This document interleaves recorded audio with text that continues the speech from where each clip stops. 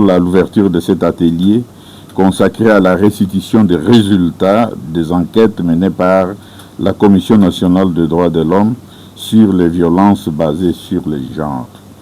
Et partant, un atelier qui pourra contribuer au renforcement des capacités des acteurs judiciaires qui interviennent dans la chaîne de la lutte contre l'impunité.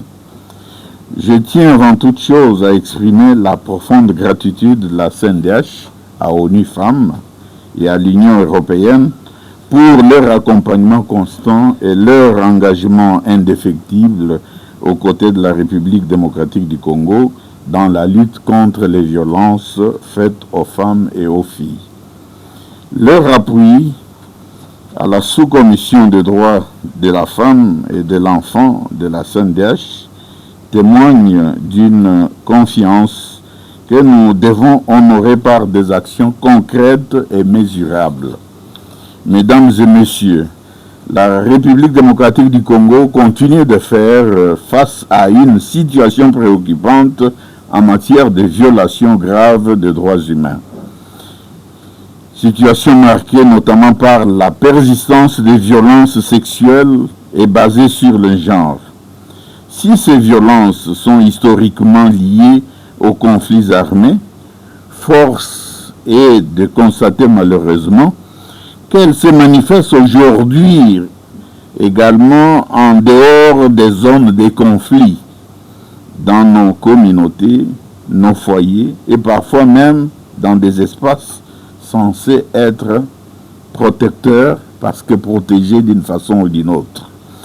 Les enquêtes menées par la CNDH dans les provinces de Kinshasa, vous l'avez dit, Excellence, Nord Kivu, Ituri, Sud Kivu et Kasai, ont mis en lumière non seulement l'ampleur du phénomène, mais aussi les faiblesses structurelles et opérationnelles dans le traitement judiciaire des dossiers de VBG. Ces constats nous interpellent collectivement et nous rappellent que la lutte contre les VBG ne saurait se limiter à la dénonciation, mais exige une réponse judiciaire efficace, cohérente et respectueuse des droits des victimes.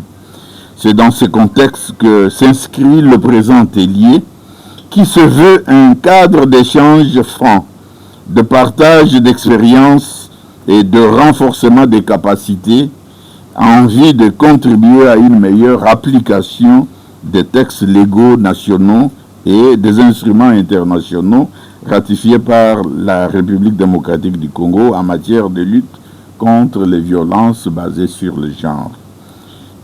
Distingués participants, votre présence ici, chefs d'office et des juridictions civiles et militaires, magistrats, greffiers, commissaires, PPV et autres acteurs clés, témoignent de votre engagement personnel et institutionnel à rompre le cycle de l'impunité. Vous êtes les maillons essentiels d'une chaîne de protection et de justice qui ne peut fonctionner efficacement que si chacun assume pleinement sa responsabilité.